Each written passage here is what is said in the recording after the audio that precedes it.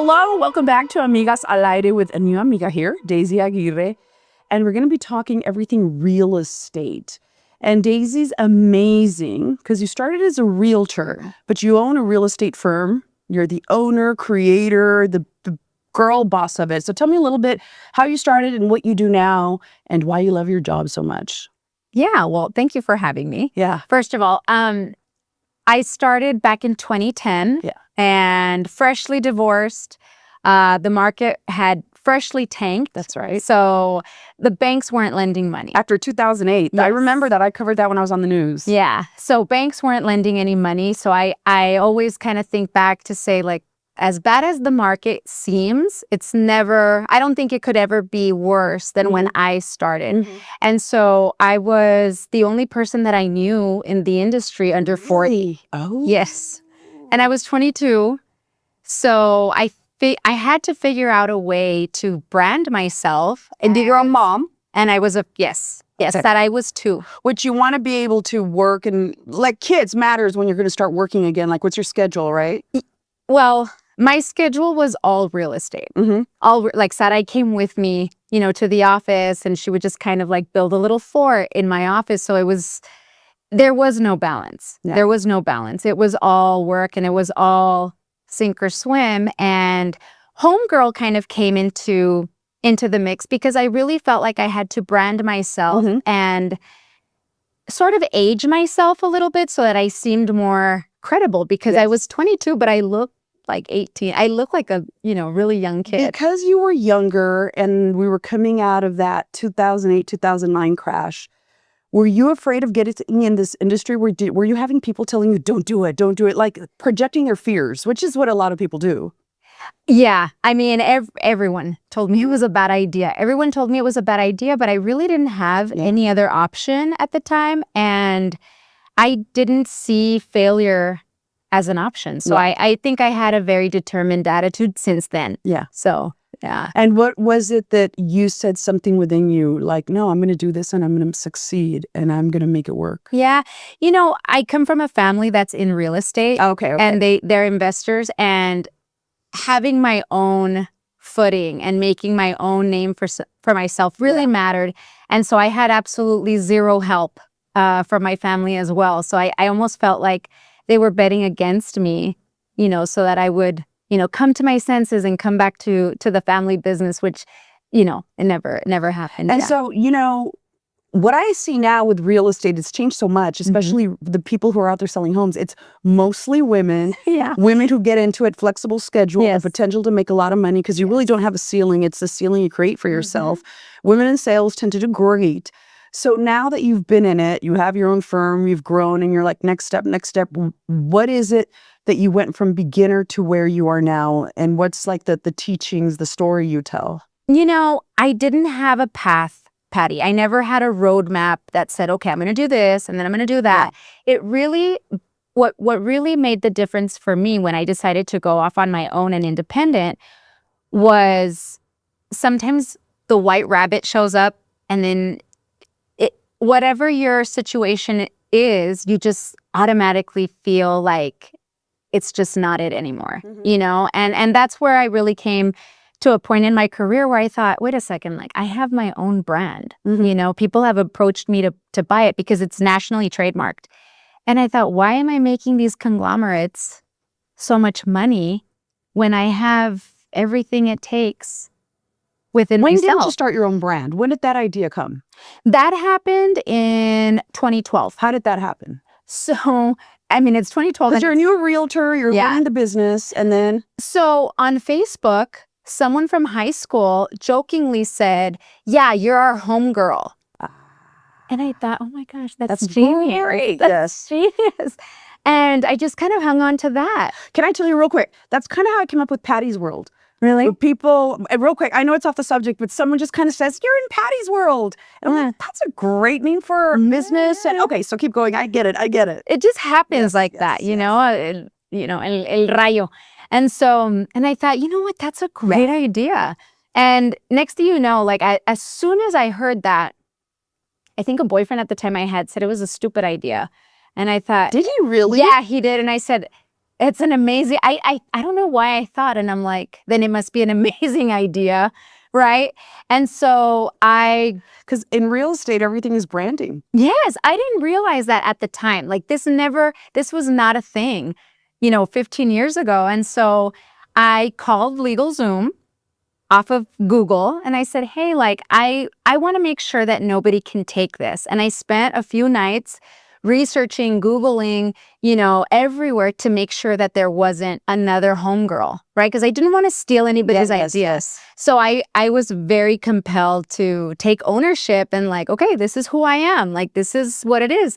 I spoke to a graphic designer. So you focused more on branding in 2012 than just being like a regular old realtor. And I'm not saying regular old, but like everyone else, and you're like, just see the signs everywhere, but you have to stand out. So we call them Dianes, like the glamour shots, realtor in the Cadillac, the ones that had kind of graduated from selling Mary Kay and then they got into real estate. Like that was the realtor, right? Like that was the successful realtor. And I was just night and day to that, right?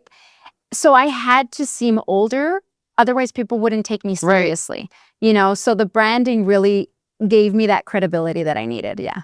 And then, so you find out about the name, and then what are the next steps to really just be seen and stand out? So the graphic designer that I was working with at the time, he said, do we want to do it pink? And I said, well, no, I don't know if that's professional, but no other color fit it. That's right. No other color just seemed right. And so we went through all kinds of different options, and then we settled on this like between magenta and purple color, like a Mexican pink, and Hermes actually has it as a Mexican pink. And I'm like, oh my God, that's the Homegirl brand. Yeah. And so we went with that. And I've never touched the logo ever since. Wow. Yeah, never. I think it's who we are. And now looking back, when you see that, what have you learned from that, and now understanding the branding and the having a logo and really identifying yourself as what's different about me? This is who I am. Versus, like you said, the Mary Kay realtor. Yeah. Which is old school. Yeah. But it's still highly respectable in its own way, sure, right? Sure. Yeah. But the industry changes and evolves. Yeah. I could say the same thing about TV and the way we interview. Everything used to be on TV, and now we're doing these podcasts that are more conversational. I think in creating Homegirl, I felt accountable to her, to Homegirl, right? And so I don't think I've ever even verbalized this, but I didn't want to let her down in a sense. And so I came into the industry with these women that really took fiduciary duty very seriously, ethics extremely seriously, which has been a lost art, and thankfully I got to inherit it when I did, That's right? great. And so I think that that's what makes Homegirl so different, is that we carry that spirit of excellence from, my four ladies that were before me. And they really paved a way, Patty, because, real estate was always a old boys club. That's right. Always. And so when I think back, I think the challenges that they had to face, with sexism and all of that, I think, like there is no reason why I can't be super successful. Yeah. Thanks to them, because, and they laid such a good groundwork of who we're supposed to be as professionals. So that's something that I really like locked in with, even with my girls that come on board and what I teach. So that's what makes us different. Yeah. So when did it ship for you that you said, I've arrived, I've made it, I'm legit, I don't feel the imposter syndrome, and I know what I'm doing. Like I'm an expert in this. I'm not there. No. You're teaching people. I'm not there. You teach people, no. right? Oh, yes, I do. So I'm an instructor at the Academy of Real Estate. So I'm a teacher for anybody who's trying to get their real estate license and come into the industry, which is very gratifying. But I don't feel like no, not yet. I don't. And yeah, no, I'll let you know. But okay, so we'll get back to that. So for there. anyone looking to get into real estate, and I think a lot of people are, because it's become so, it's become mainstreaming that we're seeing it in TV shows, and they make it look so glamorous, and they're in LA and selling Sunset and selling New York, and these shows make it seem like something it isn't. if you understand it. And I understand because I'm married to I'm a builder, developer, also is a, but it's hard work, but it's gratifying and you will be rewarded. But so talk about all that. Because if you're seeing a TV show and you think, all right, I'm going to get in and it's going to be easy. So I tell my students a lot that it's, number one, it's a very expensive business to get into. Very expensive. And it is true. You have to spend some money to make money. And the first thing that you want to polish is your image. First thing. The first thing you need to clean up is your social media page. Are you professional? Are you conveying a certain trustworthiness for a wife in every way? Not just because you have such a hand in the money that they invest, but also as females, as women, we don't realize that when our clients come to us, let's say it's a couple, you don't know what happens behind the scenes with them, behind closed doors, Patty. And as women, we never want to come off as a threat. Absolutely. And our client is the wife. And so we have a lot of newcomers that don't understand that, so I'm very, I lay that on. That is such a valuable lesson. And I'm going to tell you, Daisy, it's in any industry. Yeah. And when you meet people, and I'm a wife, and I pay attention when someone's just addressing my husband and not me. And it really bothers me. Yeah. Yeah, that is so, I love that you're talking about that. Because I will go back when we leave and be like, I don't like this person. I don't trust him. And we're not working with them. They didn't acknowledge me. Yeah. Who do they think that is? That's so true. Yeah. And the thing is that I will veto. And so many couples make changing decisions. That's right. Usually after affairs. When they decide to I don't want to be in this house anymore. I want a new space, a new start, and yeah. And, I become very close with my women clients, of course, just because we see finances, we see, bad financial decisions. We get to see a lot. I become a therapist of sorts because it's an emotional decision to buy a house. You don't realize it is, I want to say it is the biggest purchase that most people will make. Not everyone, but most people. And it's such an energetic move, too. I know you're big on energy and everything. Yes. And it is. One of the things that people don't realize is that karma abounds. Talk about that. What does that mean? Yeah, so it's so interesting to me because when, for example, I'll just give you this very brief example. We just sold one of our divorce listings. What does that mean? Like a couple's getting divorced? Yeah, a couple they had already been divorced, and so we had to sell the property and then have them split the proceeds. And of course, we're very private, on the information that they tell us. It's strictly confidential. But one of the spouses had a love child outside of the marriage. Oh. And we didn't even realize, Patty, what had gone down, during the marriage until post-closing.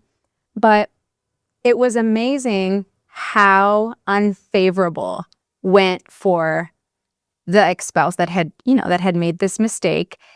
And I thought, wow, it never ceases to amaze me how karma, takes account of everything, and I thought it's amazing. And for the spouse who didn't, she told us, she's like, there were so many years, Daisy, that things went so bad for me. Everything would go bad for me. Everything. And I just couldn't understand. And I would see him living, his perfect life, post me. And I just felt like I just got dealt a bad hand, and this closing went.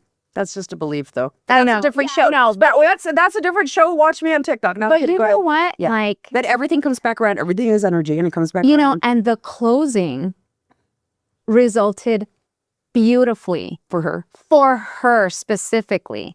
And it was so good that she hadn't even realized what was in the fine print of her divorce decree that favored her, that, all of us were just so excited of how well things went for her, and I see it both ways, and I just think wow, sometimes things just magically. They always do. Not sometimes, always. Always, yeah. Everything you put out comes back. Life is a circle. I have lived it. I know this. I always say, ooh, whatever you put out, it's going to come back. It's come back tenfold. That.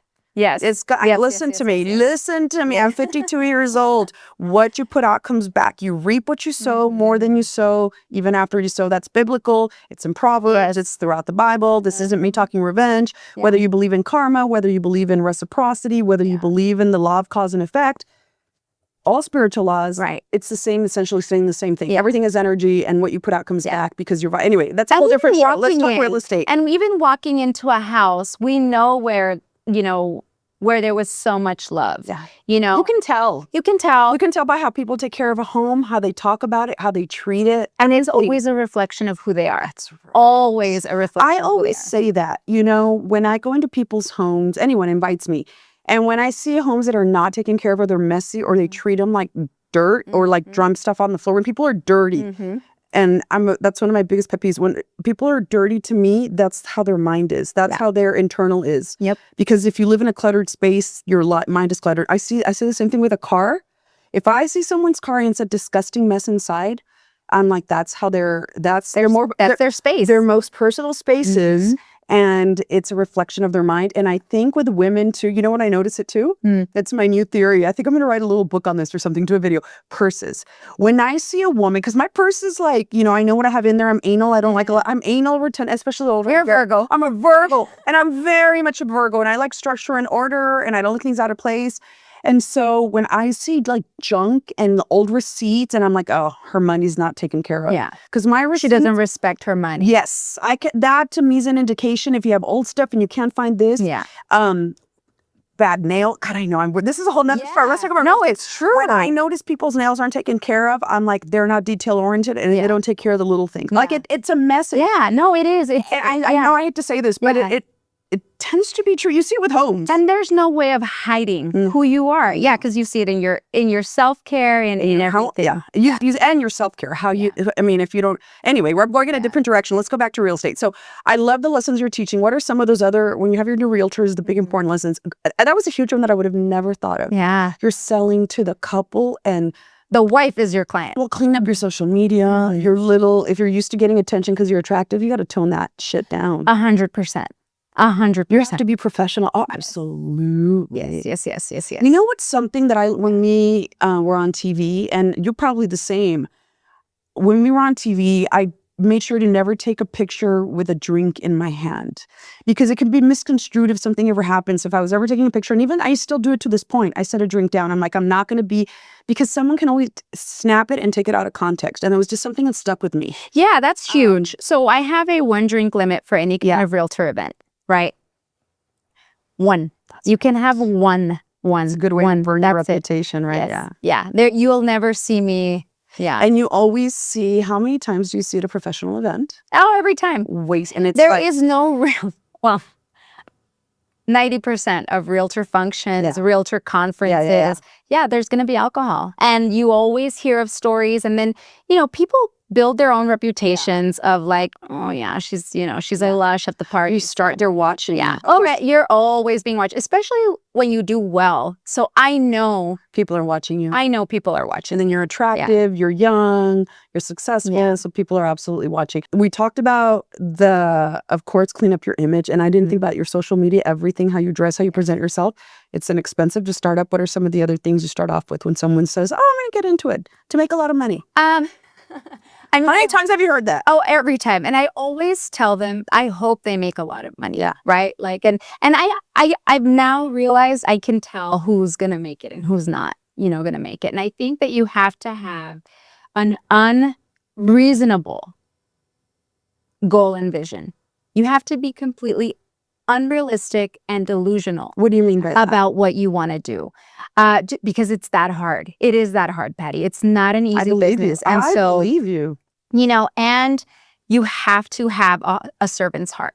Have to. If you are in your in-the-box thinking that people are going to gravitate to you, oh no. Even with all of my experience, I tailor myself to each client. And sometimes my clients are nothing like me. So you really do work for them, and I think that people don't realize the amount of work and service that we have to do for other people. And also, it's a lot of hand-holding. And it's never about us. And so, you know, when someone's buying a home, usually it's a very happy thing, right? Like it's a new chapter. There's a new beginning. But we also deal with homes where someone's child committed suicide, you know, very painful events. You know, they have to sell their house because someone got sick, because someone lost their job.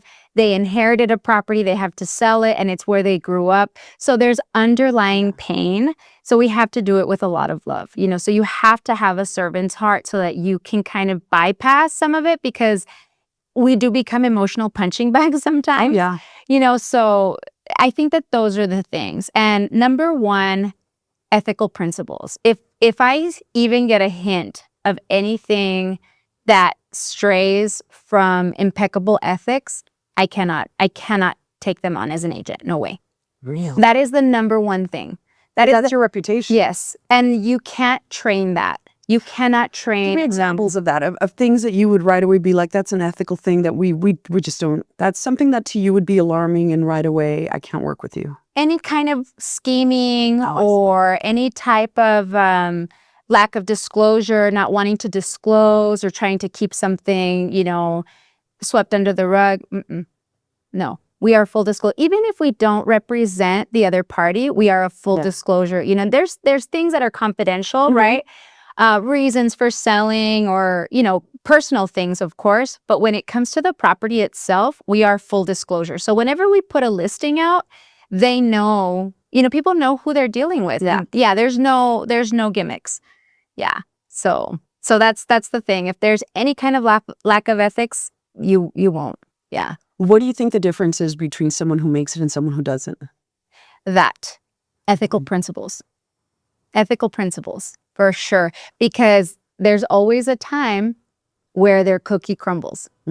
Always. And I love seeing that, you know, because it's justice. It's the karma, you know, and it's taken me a long time, you know, to even become independent. And I tell you, like, I don't feel like I've arrived, right? Like, I haven't seen a lot of things that I've desired come to fruition. I know they're on their way, right? But I love the slow and steady, solid foundation that we're building. I do. Well, slow and steady with everything is really what makes it the consistency and reputation. How important is reputation with selling homes? And I kind of know the answer to this because it's a referral business. Yeah, I mean, and I tell you, like, it's one of those things that I rarely advertise. We do a lot of marketing on our page to stay relevant, but I don't pay for advertising. And all of our business that comes to us, thank God, is word of mouth. Of course. Everything. So that's what I teach. I teach the homegirls. I teach our agents that it's all word of mouth, you know, and it's the best compliment too. You know, when somebody refers you or says, hey, like, she told me you're the best, you know, it just feels so good. When you help them out. Yeah. And so what are some of the other realizations that you think people have once they're in it and they're like, oh, I wasn't expecting this? I'm like, I told you. You know, they're like, well, you make it look so easy. And I'm like, that's a skill. Yeah. I mean, there were so many nights I cried myself to sleep. Of course. You know what I mean? Of course. Of course. Yeah. Would you say right now is a good time to get in if you want to become a realtor, or not really? Because the market, I feel like, is saturated, but then it's also good because it's one of those, if you're aggressive and consistent, you'll make it. But it weeds out the weak and the lazy. Oh, absolutely. Yeah, 100%. You know, my thing is, I always tell people, this market, I still see lenders lending money. You see the banks lending money. That's right. I started in the worst time I have ever experienced, Patty, when the banks weren't lending money. Right? How did you make it? The first 2 years, I don't know how I didn't starve to death. I'm being completely honest. Resiliency. I don't know. I don't know. It was a blur. I just remember it was a very painful blur, you know, but yeah, those first 2 years were grueling. So I always tell people, yeah, any time better than that time is a phenomenal time. And the market always ebbs and flows. You just have to push through the dip, and it always cycle back around. It'll never do anything else. Cycle back around. Yeah, I love it. Oh, I love it. Freedom and flexibility. How does El Paso compare where we live to the rest of the country, and the good about the real estate market here, the good and the bad? So I love El Paso. I do. Same. I Same. love El Paso. It's home. And I really do believe that the best people live here. Yeah. I believe that. I believe that 100%. And I think what makes us different is that we are in a bubble. And the fact that we are so bicultural really keeps it affordable. It really does, you know, and I think that that's a very positive thing. And big thinkers that see the value in El Paso will bring and inject more money. Right. And we will see, you know, but I don't have a single client, Patty, that has bought a bad house. That's right. Even when it wasn't the house I would have chosen for them or the property that I would have chosen for them, they still do good because of our consistent growth. That's right. Well, and here's some of the things, you know, that I've, from being in news and understanding, that El Paso may be behind the rest of the country when it comes to markets and real estate. But that's a good thing, because when crashes happen, we're not affected as much. We don't feel that. And we don't, like the price you saw the last couple of years, the price of houses go up. And that we still, you know, El Paso is one of the few places that you could still buy a home starting at $200,000. $250. And your market, $250? Yeah. Where the rest of the country, where are you going to find that? Yeah, our affordability is very special, you know, and I think the greatest challenge that we see here in El Paso are the property taxes, right? The property tax rate. And so that's something that's a challenge that we're working through, but there's so many ways to still buy smart. That's right. You know, and that's where the agent comes in, and that's where, you know, the difference in who you work with, it really matters. Yes. But I mean, there's really no bad deal. You know, it's hard to find a bad deal here in El Paso. Timing the market. Yeah, no, there isn't, because they keep appreciating and the demand's happening, and we're in Texas, so it's all a good thing. There's still landmines, you know, that you want to avoid. But what would you say those are? That you like when you're working with clients. Now we're the buyer working with you. Where to buy, where not to. Be careful for this. So I think the biggest thing is full disclosure. For me, the base of everything is disclosure. Don't hide something if it's wrong with a house. No, and when you're buying a house, you have the opportunity to hire every kind of inspector under the sun to take a look at that property from a professional standpoint, right? And so there's so much leverage in that to be able to negotiate based off of these inspections. So those are just a few ways, right? And also I think that something that's very special to Homegirl is that we construct our contracts to open up different avenues for future negotiation. So I think that has a lot to do, you know, and that's kind of a case-by-case basis, but those are the things that you want to have a very malleable contract for the future benefit of the client, and also those inspections. I think those are the two main things that you want to look out for. What is the process right now for somebody wanting to be a realtor? Like when they start with you, you're teaching at the academy. Yeah. What's the process they go through when they start to when they get their license? So it's about a 12-week course, depending if they do evening or daytime. I like my evening classes. You know, it's kind of very, I don't know, I like my groups at night. They take their coursework. Then it's a background check, fingerprints. They're scheduled for a state and national exam.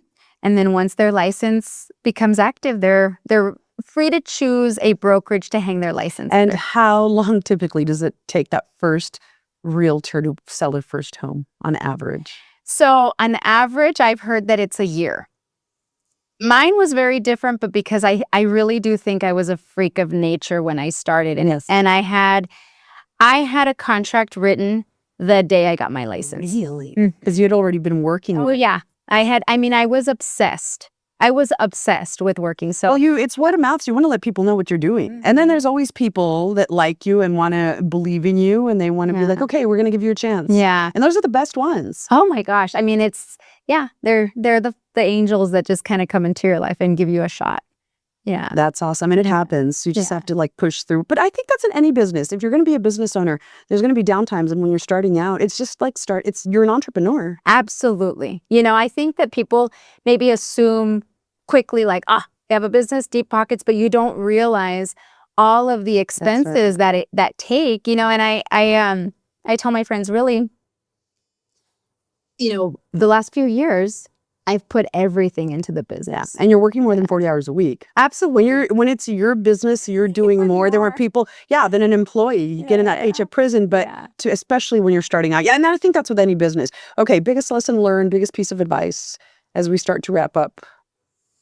Stay true to yourself. That's awesome. Yeah, 100. And be committed to you always in business and in life, and it all flows. Would you advise people to still get into it, or Always. You know, Awesome. if you have the desire to do it, yes, I will never ever discourage anybody from joining our industry. And I think it's a very noble type of work. But you have to like working with people. Because if you don't like working with people, I mean, it's true. Yeah, that's How many the thing. people get into it and they're like, oh, I didn't know I was gonna have to deal with people. My social battery has shrunk down, because I work with people all the time. So I think that by the end of the day, I like my quiet time. Yeah. No, I get that. Yeah. I get that. I used to be like that after news. I'm like, I don't want to talk to anybody. And I don't want to hear negative news. Oh, like I needed to watch something happy. Happy endings. Anyway, thanks for being with us. If you guys have any questions for Daisy, you can put them in the comments. You could email me, reach out to me, and also the Homegirl. You can find her on any social media, right? Oh, yeah.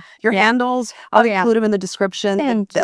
Homegirl, and for any questions. Yeah. She's like the guru. Thanks for being on. Yeah. Thank you, Patty. I loved it. Yeah. Thank you. We'll see you on the next one. Thank you. Bye.